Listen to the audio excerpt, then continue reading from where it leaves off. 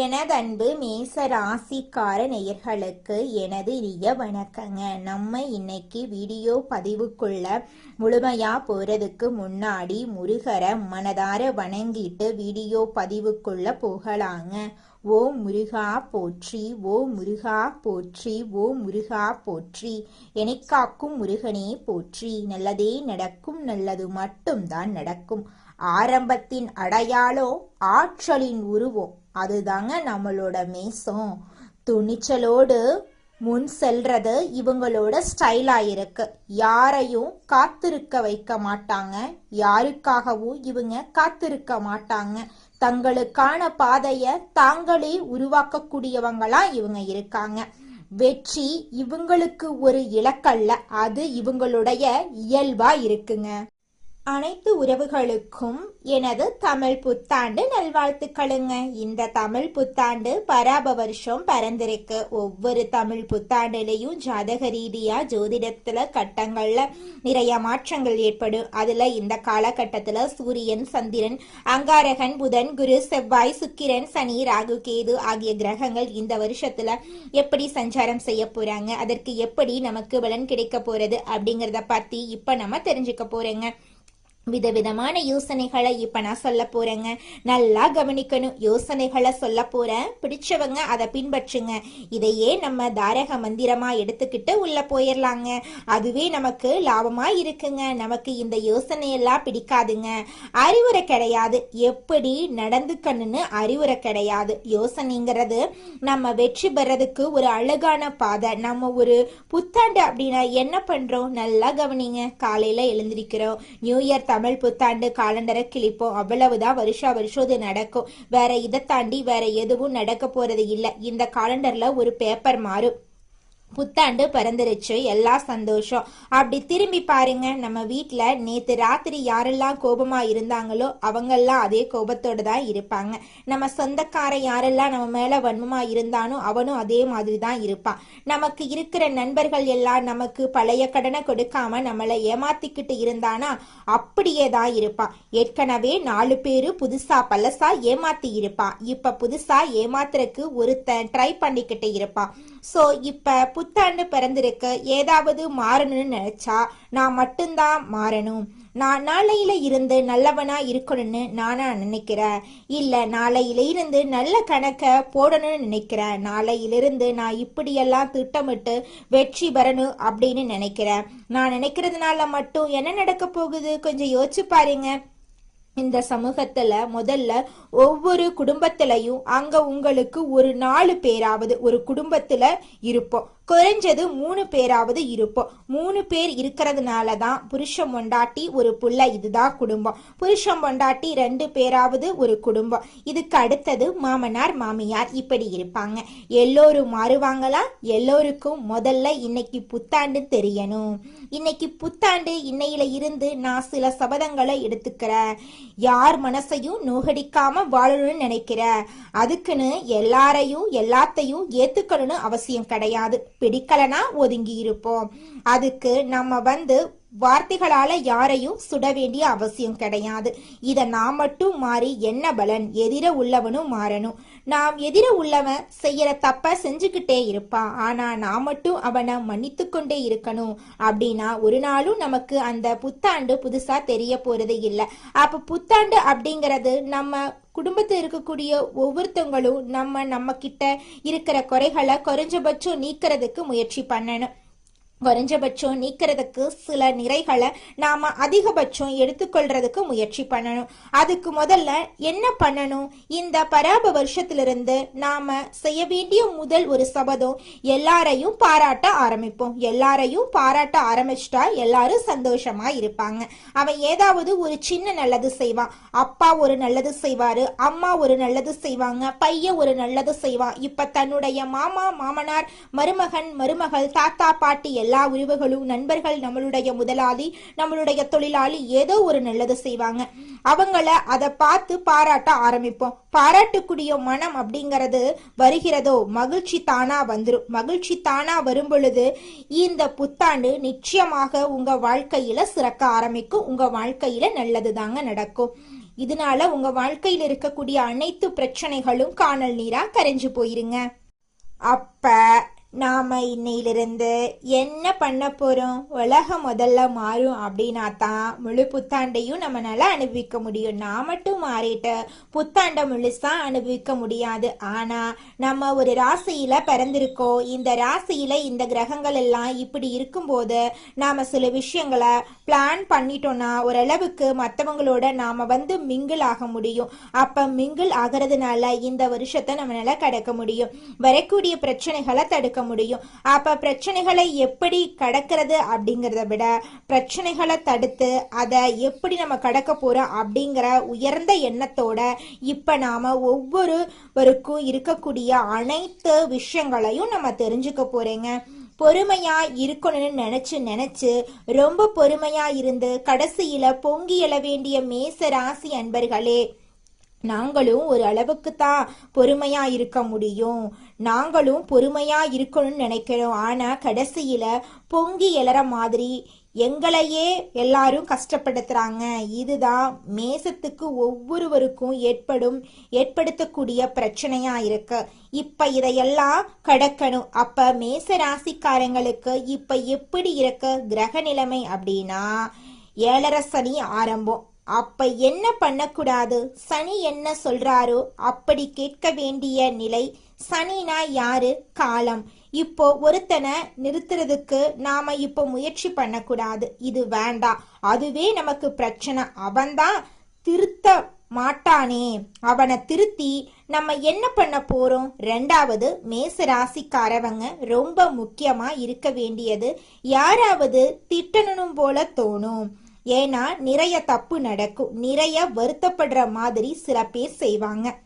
அவனை ஏதாவது திட்ட நினைச்சோன்னா நமக்கு முதல்ல பிரச்சனை வந்துடும். அவனை நினைச்சாலே அவனை கோவப்பட்டு திட்டுறதுக்காகவோ அவனை அறையிறதுக்காகவோ அவனை ஏதாவது கோபப்படுத்தலான்னு நினைச்சாலோ அடுத்த 50வது செகண்ட்ல நமக்கு பிரச்சனை நிற்கும். இப்ப அவனை திட்டக்கூட வேண்டாம், ஆண்டவன் பார்த்துப்பான், எதா இருந்தாலும் ஆண்டவன் பார்த்துப்பான் அப்படின்னு நினைச்சுக்கோங்க. நிச்சயமா உங்க வாழ்க்கையில பிரச்சனை வரவே வராதுங்க.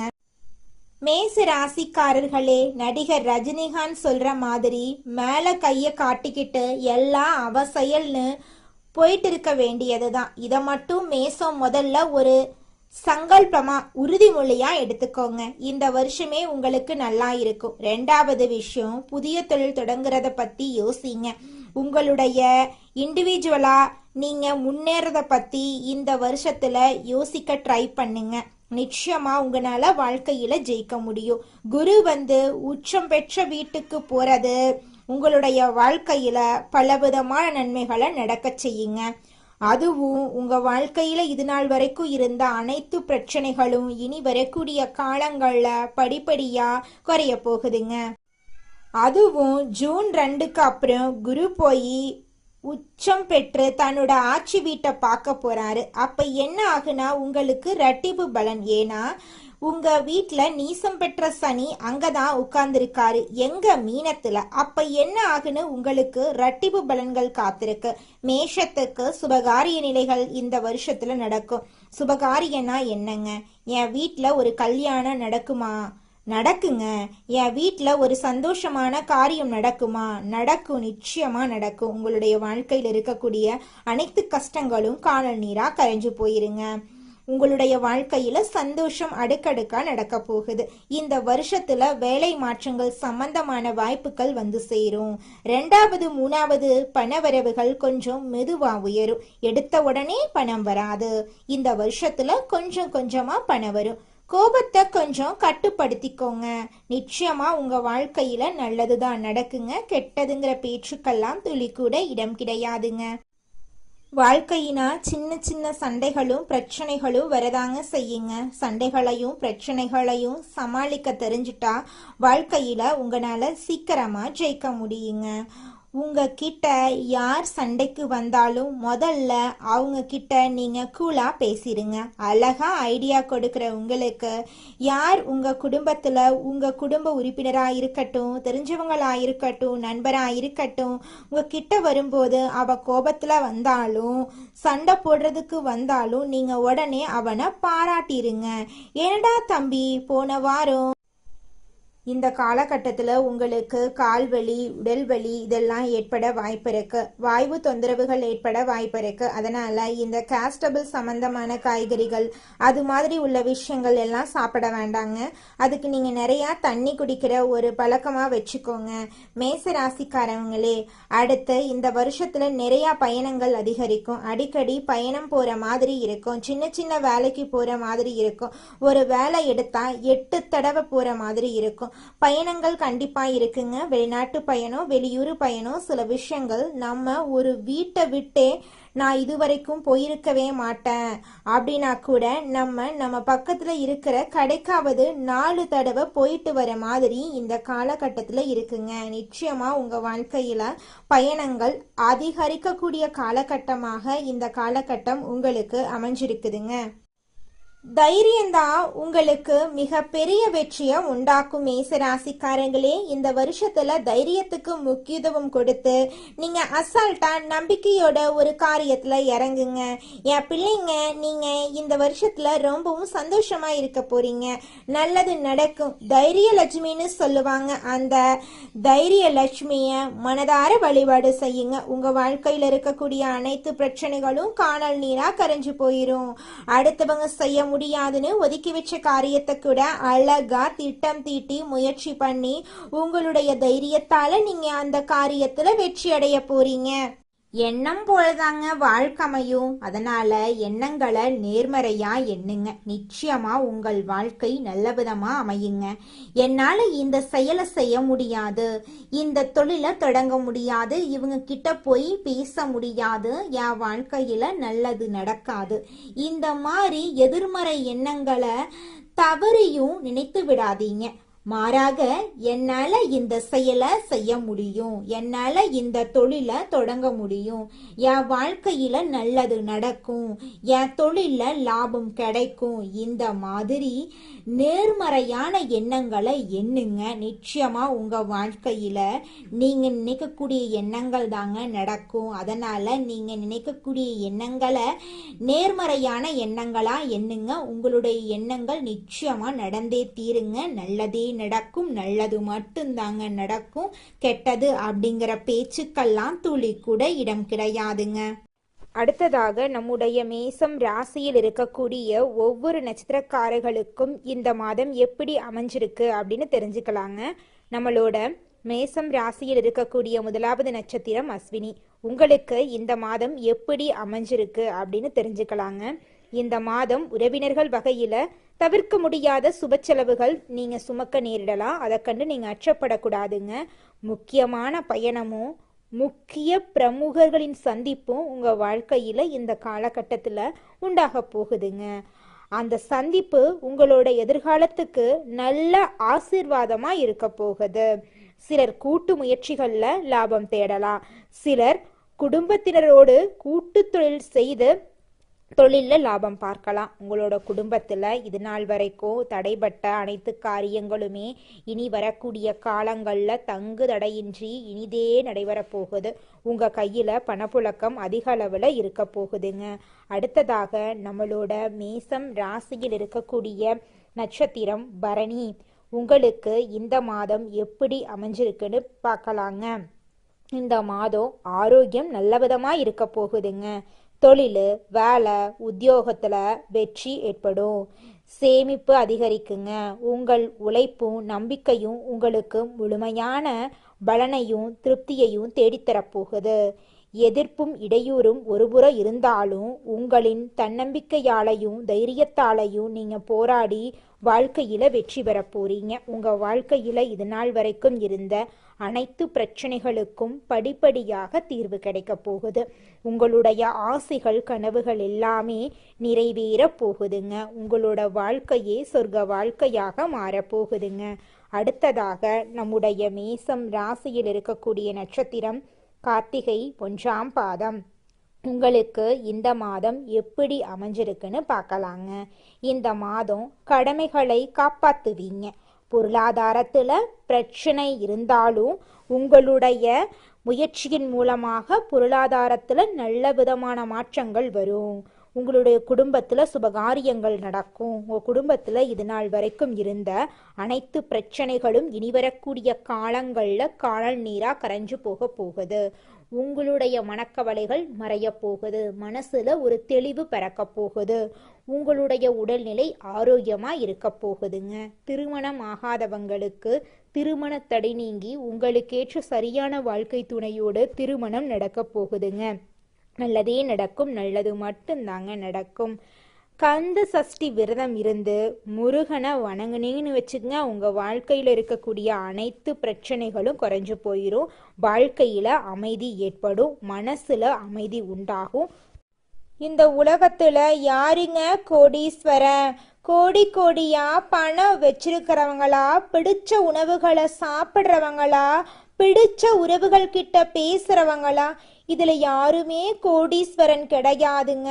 யார் ஒருத்தவங்க நோய் நொடி இல்லாம மனக்கவலை இல்லாம நிம்மதியா தூங்குறாங்களோ அவங்க தாங்க இந்த உலகத்திலேயே சிறந்த கோடீஸ்வரன்.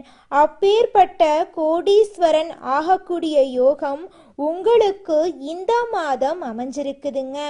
உங்க வாழ்க்கையில இனி வரக்கூடிய காலங்கள்ல கவலை கண்ணீர் அப்படிங்கிற பேச்சுக்கெல்லாம் துளி கூட இடம் கிடையாதுங்க. இது நாள் வரைக்கும் உங்களுடைய மனசில் இருந்த மனக்கவலைகள் எல்லாம் இனி வரக்கூடிய காலங்கள்ல காணாம போகுதுங்க. நீங்க சந்தோஷமான ஆரோக்கியமான வாழ்க்கைய இனி வரக்கூடிய காலங்கள்ல வாழ போறீங்க. உங்க வாழ்க்கையில சந்தோஷம் நிலைச்சிருக்க போகுதுங்க.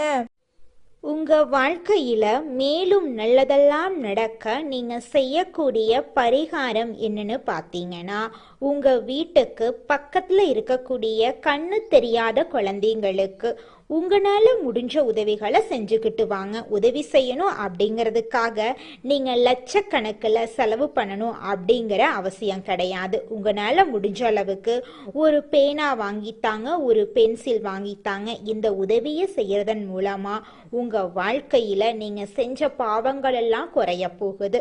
உங்களுடைய வாழ்க்கையே சொர்க்க வாழ்க்கையா மாறிடுங்க. நல்லதே நடக்கும். நல்லது மட்டும்தான் நடக்கும். நன்றி, வணக்கம்.